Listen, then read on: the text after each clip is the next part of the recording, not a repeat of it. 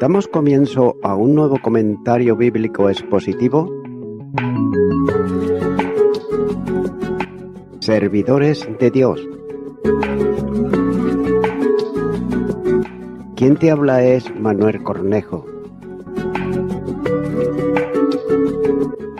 En esta ocasión estaré compartiendo sobre el libro de Génesis, capítulo 32 y los versículos 13 al 21, donde dice: Y durmió allí aquella noche y tomó de lo que vino a su mano un presente para su hermano Esaú, 200 cabras y 20 machos cabríos, 200 ovejas y 20 carneros, 20 camellas paridas con sus crías, 40 vacas y 10 novillos, 20 asnas y 10 borricos.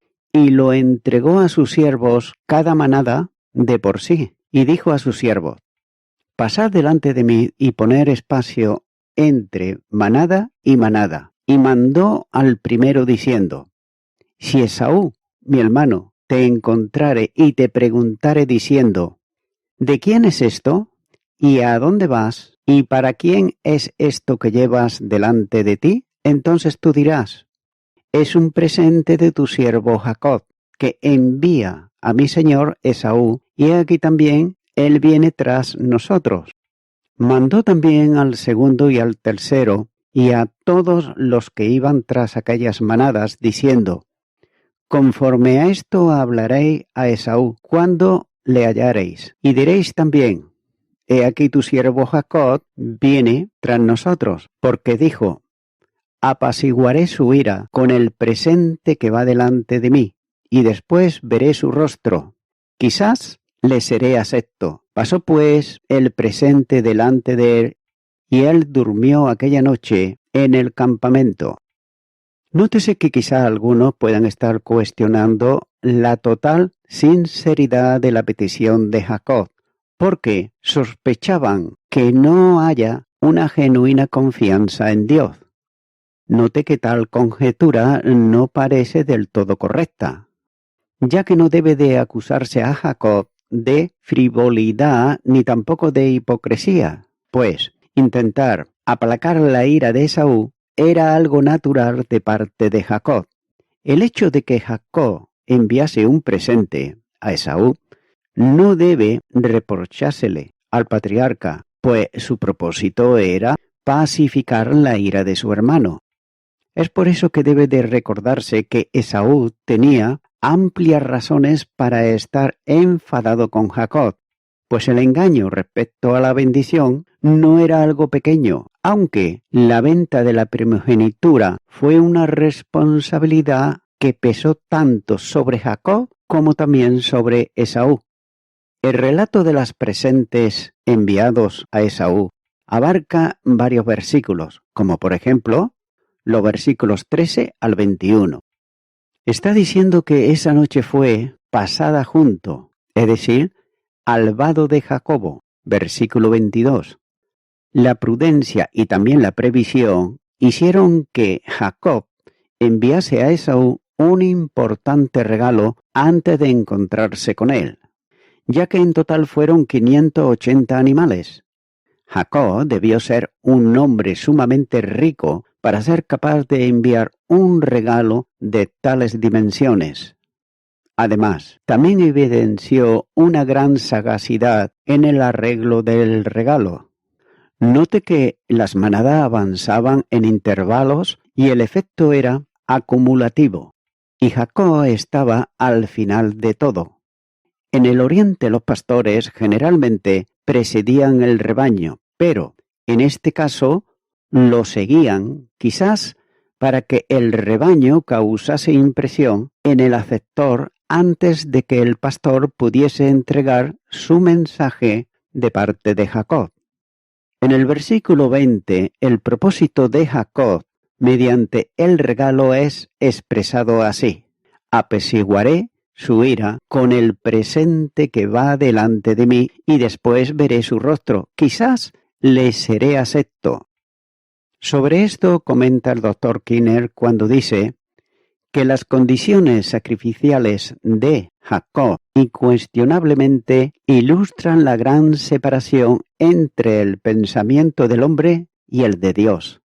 El pagano se acerca a su deidad como Jacob se acercó a Esaú. En el versículo 10, y dijo Jacob: no, yo te ruego, si he hallado ahora gracia en tus ojos, acepta mi presente, porque he visto tu rostro, como si hubiera visto el rostro de Dios, pues que con gran favor me has recibido. Nótese que, reconociendo que la dávida del hombre le ensancha el camino, Proverbios capítulo 18 y versículo 16, pero en el Antiguo Testamento la dávida de un hombre primero es el regalo de Dios a él, mucho antes de ser un regalo a Dios.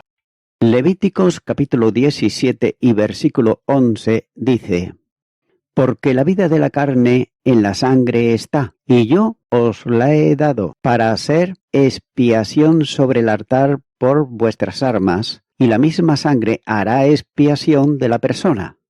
Así pues, como Jacob pronto descubriría la gracia y no la negociación, es el único diluyente de la culpa. Continúo ahora con los versículos 22 al 25, donde dice: y se levantó aquella noche y tomó sus 2 mujeres y sus 2 siervas y sus 11 hijos, y pasó el vado de Jaboc. Los tomó pues e hizo pasar el arroyo a ellos y a todo lo que tenía. Así se quedó Jacob solo, y luchó con él un varón hasta que rayaba el alba. Y cuando el varón vio que no podía con él, tocó en el sitio del encaje de su muslo, y se descoyuntó el muslo de Jacob, mientras con él luchaba. Estos versículos están describiendo la lucha de Jacob con el Señor, que fue el momento decisivo y también crítico en la vida de Jacob. De hecho, la experiencia de Jacob en el vado de Jaboc fue para él algo muy parecido a lo que ocurrió a Abraham en el monte Moriah. Note que en Jacob había mucho individualismo, pero en el vado de Jaboc aprendió que los inventos humanos y el ingenio carnal son insuficientes para realizar la voluntad de Dios, ya que su propia fuerza y habilidad no pueden librarlo. Por tanto, el patriarca necesitaba ser vaciado de su confianza en la carne para ser llenado del poder del Espíritu Santo de Jehová Dios, cuando dice: no con ejército ni con fuerza, sino con el Espíritu ha dicho Jehová de los ejércitos. Zacarías capítulo 4 y versículo 6. Sin duda Jacob esperaba obtener la tierra por sus propios esfuerzos, mediante su propia habilidad y también astucia, pero necesitaba aprender que los dones de Dios tienen su origen solo en la misericordia y la gracia divina mediante la fe que llega a seres humanos que son totalmente indignos. Jacob tenía que ser expulsado y humillado ante la absoluta inutilidad de su terquedad. Note que después de enviar su familia y su propiedad al otro lado del vado, Jacob dice que se quedó solo. Versículo 24. Y esto fue el Gesemaní del patriarca, y era correcto que estuviese solo, como lo estuvo también el Señor Jesús antes de ser crucificado.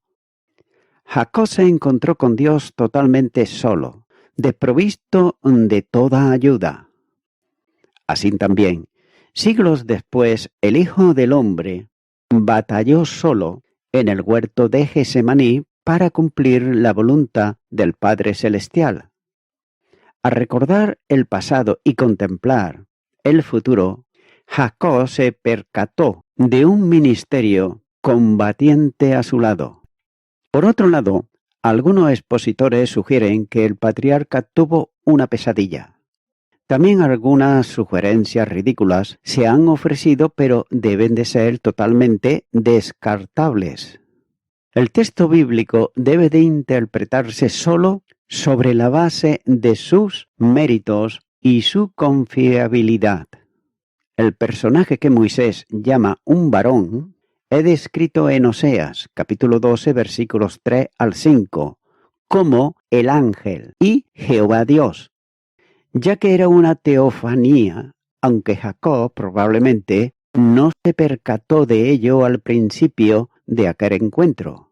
Probablemente pensó que era algún emisario de Esaú que había venido a impedir su paso a la tierra prometida. Es necesario, sin embargo, tener en mente dos cosas. En primer lugar, obsérvese la descripción del conflicto, cuando dice: luchó con él un varón hasta que rayaba el alba.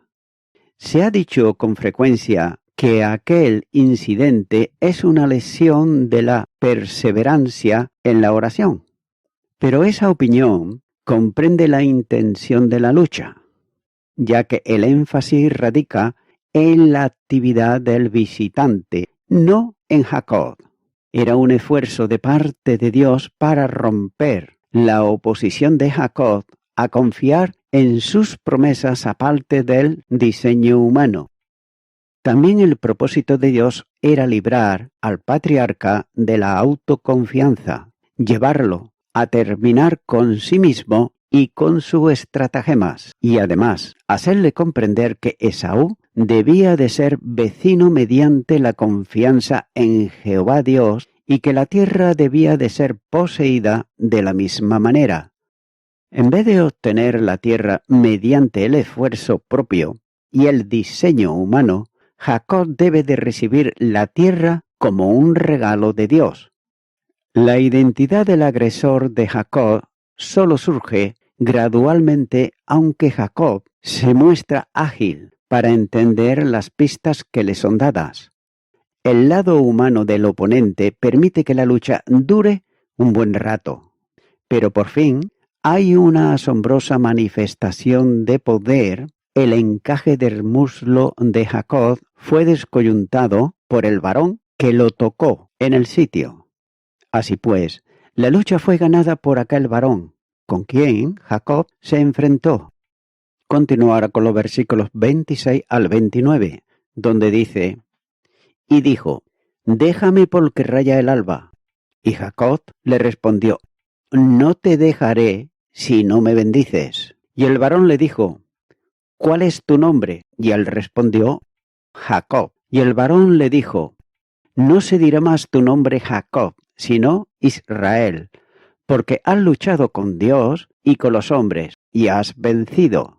Entonces Jacob le preguntó y dijo: declárame ahora tu nombre. Y el varón respondió: ¿por qué me preguntas por mi nombre? Y lo bendijo allí. El ángel finalmente dice: déjame ir porque raya el alba. Está claro por este comentario que la lucha de Jacob se convierte en algo pegajoso. La combatividad se convierte en dependencia. Y es entonces cuando Jacob surge del encuentro como un hombre roto, pero también como un hombre vencido.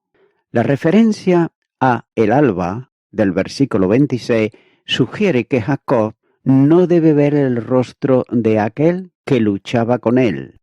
En Jueces capítulo 13 y versículo 18 nos dice: y el ángel de Jehová respondió: ¿por qué preguntas por mi nombre, que es admirable? Y ahora Jacob ha abandonado la resistencia y, como un niño atemorizado, rodea su brazo al cuello de su padre, se aferra fuertemente al ángel. Y este es un glorioso momento cuando podemos echarnos en los tiernos brazos de nuestro Señor y Salvador. Ahí radica todo el poder de nuestra vida espiritual.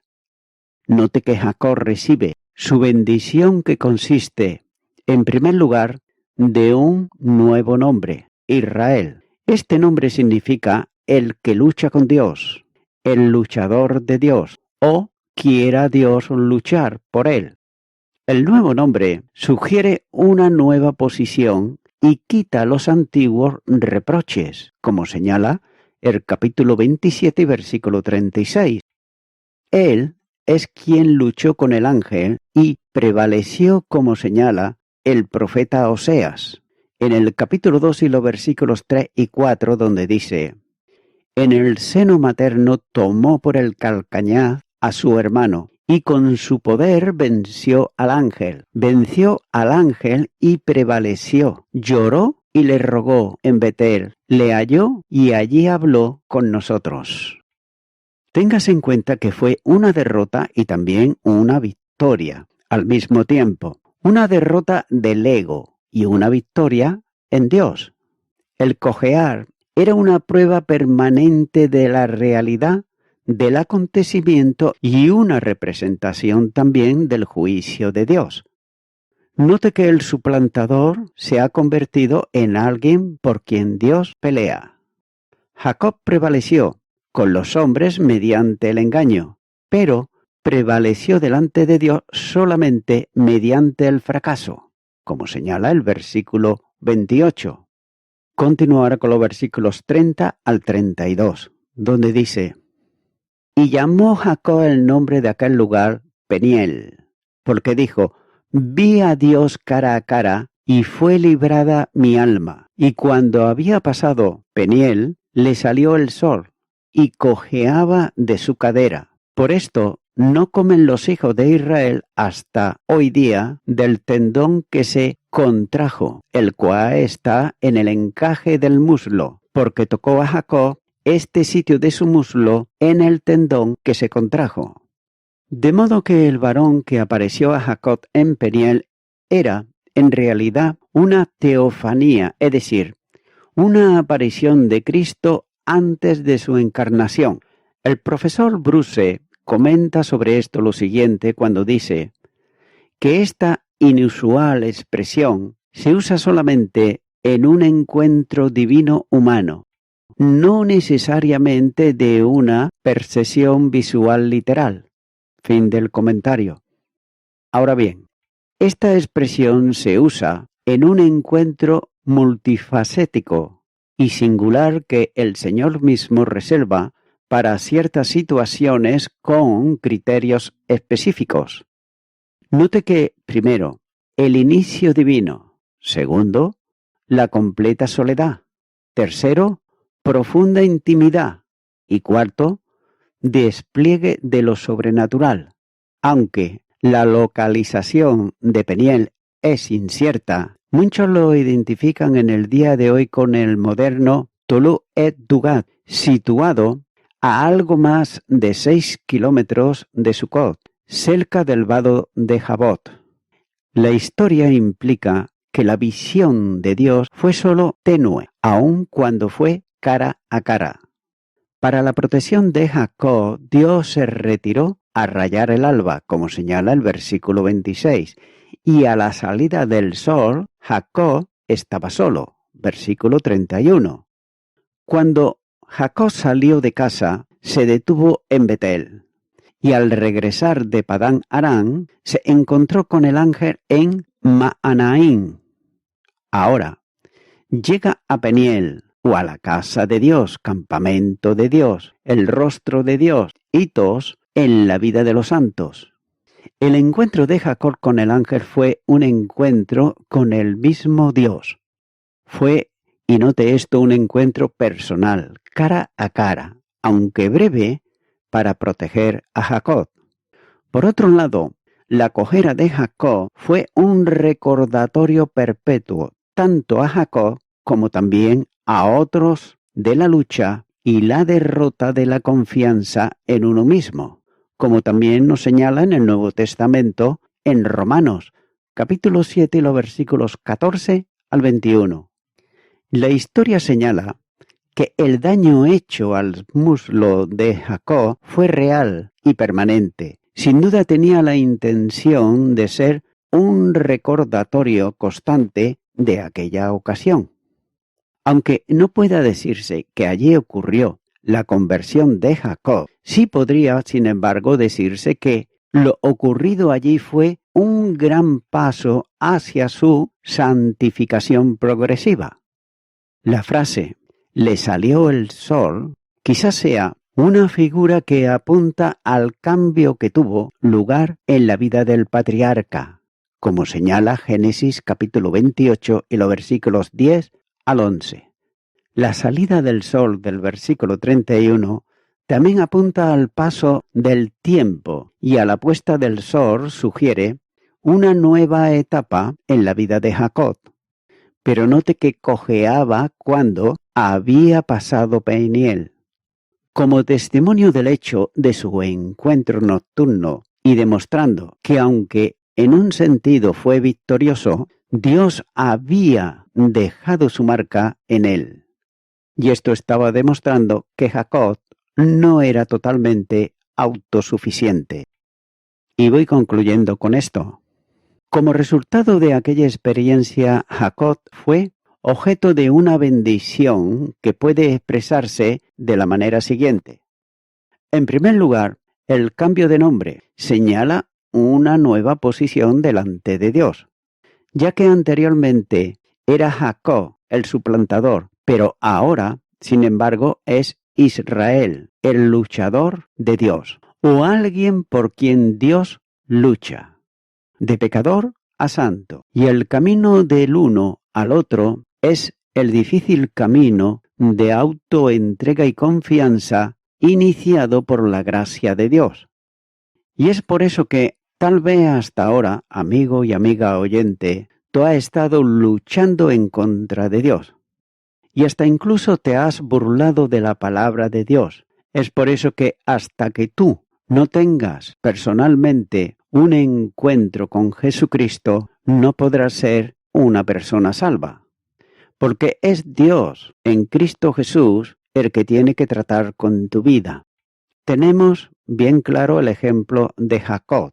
Y ahora, mi amigo, mi amiga oyente, por un acto de fe, creyendo en Jesucristo y en su obra salvífica que llevó a cabo en la cruz del Calvario para el pecador arrepentido, tú puedes ser una persona nueva que Él puede trabajar en ti.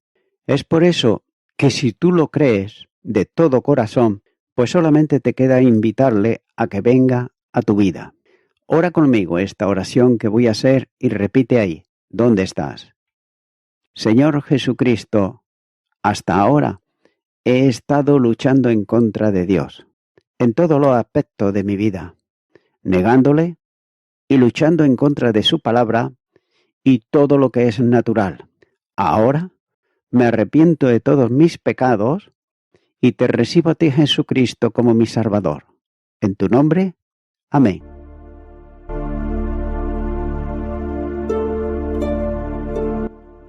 Amigo y amiga oyente, si tú has hecho esta oración de corazón, te recomiendo que comiences a orar a Dios, en primer lugar, en el nombre del Señor Jesucristo. Orar a Dios no es rezar, sino que es hablar con una persona.